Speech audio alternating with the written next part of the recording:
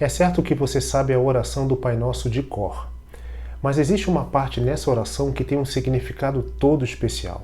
Jesus disse assim: perdoa as nossas dívidas, assim como nós perdoamos aos nossos devedores. Será que você tem alguém a quem não perdoou? Ou será que você precisa pedir perdão a alguém que ainda não pediu? O tema que hoje nós iremos estudar aqui no Bíblia em Casa é o perdão.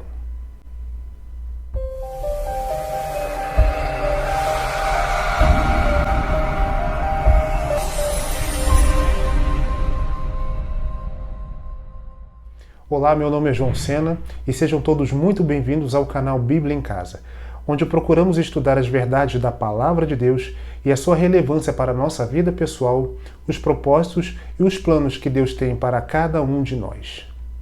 E antes de começarmos, eu queria me justificar com os amigos aqui do canal, dizendo que devido a alguns imprevistos particulares, eu tive que me ausentar algumas semanas e dessa maneira houve atraso ao subir os vídeos, né? Então, dessa maneira, fica o meu pedido de desculpa a todos vocês, tá ok? E já com a sua Bíblia em mãos, nós temos um princípio que você já sabe. Nós nunca começamos um estudo bíblico sem antes orarmos.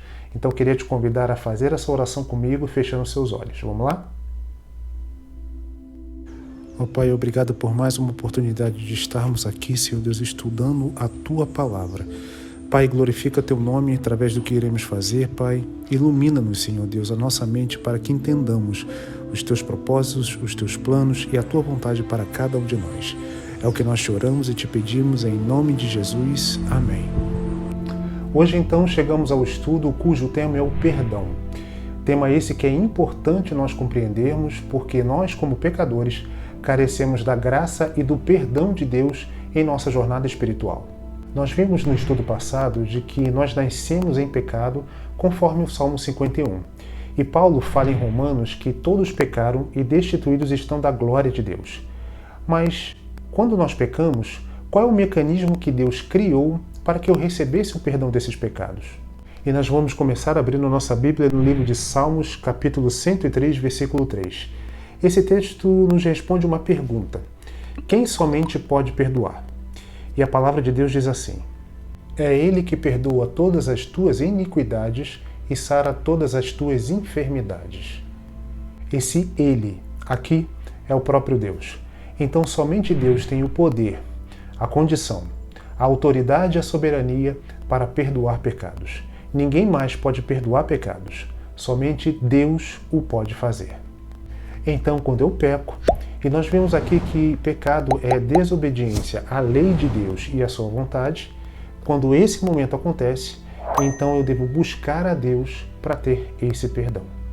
Um outro detalhe que nós precisamos aprender é que Jesus, ao vir à Terra, ele não veio para chamar justos. Ele veio justamente atrás da ovelha perdida. Ele veio em busca dos pecadores. E nós podemos confirmar isso no Evangelho de Lucas, capítulo 5, versículo 32. E diz assim: eu não vim chamar os justos, mas sim os pecadores ao arrependimento.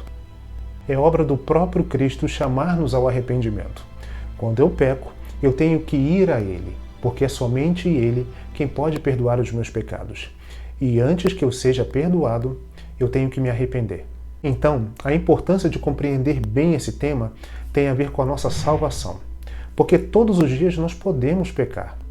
E quando eu peco, como é que Deus pode me perdoar? O perdão divino funciona dessa maneira. Você lembra de um texto que nós lemos no estudo passado, que está em Atos, capítulo 17, versículo 30, onde diz que Deus não leva em conta o tempo da ignorância? Em outras palavras, se eu não tinha o conhecimento de que aquilo era errado, Deus vai ignorar esse pecado. Porém, se eu sei que algo é errado e pratico, eu cometo pecado. Aí, para se alcançar o perdão divino, eu preciso me arrepender daquilo que eu fiz e chegar até Jesus, porque somente Ele pode perdoar. Então, todas as vezes que eu pecar, eu preciso me arrepender. Se eu me afasto de Deus e quando eu volto para Ele, quando a minha experiência com Deus ela ganha significado novamente, eu devo pedir perdão a Deus. Perdão por esse tempo que eu andei desobedecendo às orientações dele. O perdão de Deus está sendo oferecido a todo instante para o ser humano. demonstrando uma das expressões da graça que somente Deus pode oferecer. Mas como tudo na vida, há também um limite, até mesmo para o perdão divino. O ser humano ao longo da vida ele possui várias oportunidades para o arrependimento e de se alcançar o perdão de Deus por Jesus Cristo. Porém, existe algo que nem mesmo Deus pode interferir na vida de uma pessoa: o poder da decisão ou livre-arbítrio. Há pessoas que passam para além do limite da paciência e da misericórdia de Deus. Jesus chama esse momento de pecar contra o Espírito Santo. E nós podemos ler isso no Evangelho de Marcos, do capítulo 3, versos 28 e 29. E diz assim: Na verdade vos digo, que todos os pecados serão perdoados aos filhos dos homens e toda sorte de blasfêmias com que blasfemarem. Qualquer, porém, que blasfemar contra o Espírito Santo nunca obterá perdão, mas será réu de eterno juízo. Mas em termos práticos, o que é blasfemar contra o Espírito Santo? É eu ter conhecimento de que algo é errado, insistir e repetir por tantas e tantas vezes que eu chego num ponto onde a graça de Deus não consegue mais me alcançar. E é justamente o Espírito Santo quem opera em nós o arrependimento. É Ele quem convence do pecado, da justiça e do juízo.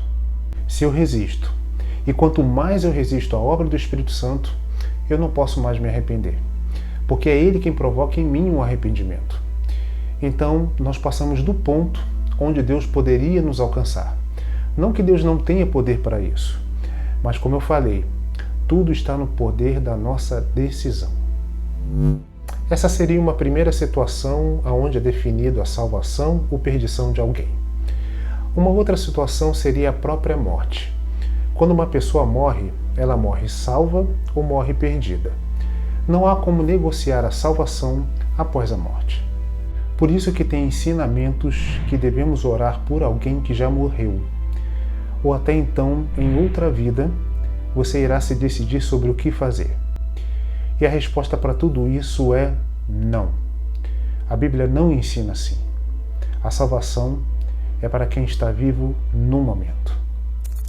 Abordaremos agora 4 condições que a Palavra de Deus apresenta para que eu e você recebamos o perdão de Deus.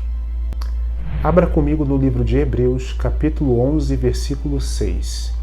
E diz assim a palavra do Senhor: Ora, sem fé é impossível agradar-lhe, porque é necessário que aquele que se aproxima de Deus creia que Ele exista e que é galardoador dos que o buscam. Sem fé é impossível agradar a Deus. Se eu quero ser perdoado, a primeira condição para que eu receba o perdão divino é crer, é ter fé. Fé que Deus pode perdoar o meu pecado. Fé que Jesus morreu para me salvar, que ressuscitou dentre os mortos e está à destra do Pai. E somente Ele media e intercede por mim. E a minha salvação está única e suficientemente em Jesus. Uma segunda condição é o arrependimento. E isso está descrito no livro de Atos, capítulo 3, versículo 19. E diz assim: Arrependei-vos, pois, e convertei-vos, para que sejam apagados os vossos pecados, e venham assim os tempos do refrigério pela presença do Senhor. A terceira condição está em 1 João, capítulo 1, versículo 9.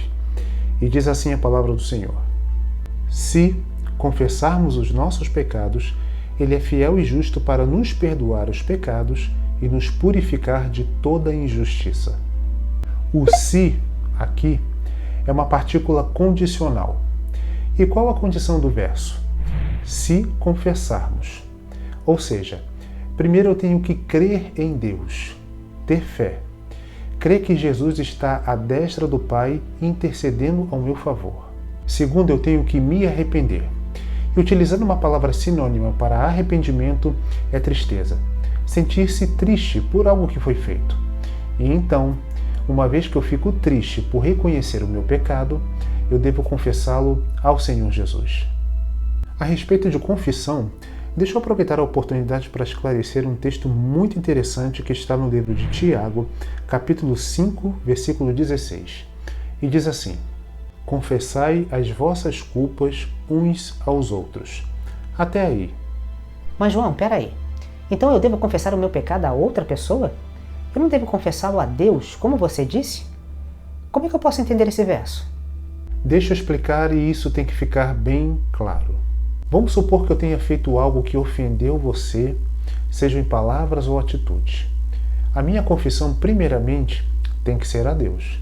E na primeira oportunidade, também a você. Então, o pecado confessado ao semelhante acontece quando eu ofendo esse semelhante para que ele me perdoe. Se eu não tenho nada contra o meu semelhante, se eu não ofendi o meu semelhante, eu não tenho nada que confessar para ele. Agora, quando eu peco contra Deus, o meu pedido de perdão tem que ser única e diretamente a Deus. E a última condição está inserida no livro de Mateus, capítulo 6, versículo 12. Texto este que está inserido na oração do Pai Nosso. Vamos ler? Perdoa-nos as nossas dívidas, assim como nós perdoamos aos nossos devedores. E então, a quarta condição para que eu receba perdão é estar disposto a oferecer perdão. Se o meu semelhante me ofendeu por alguma coisa e eu não o perdoo, como posso chegar à noite em casa com a consciência de que fiz algo errado contra Deus e pedir perdão a Ele? Nós temos que entender que mais cedo ou mais tarde, pessoas vão nos machucar, vão nos ofender. E é por isso que nós temos que ter um coração puro e dedicado a Deus, para quando esse dia chegar, eu seja capaz de oferecer perdão.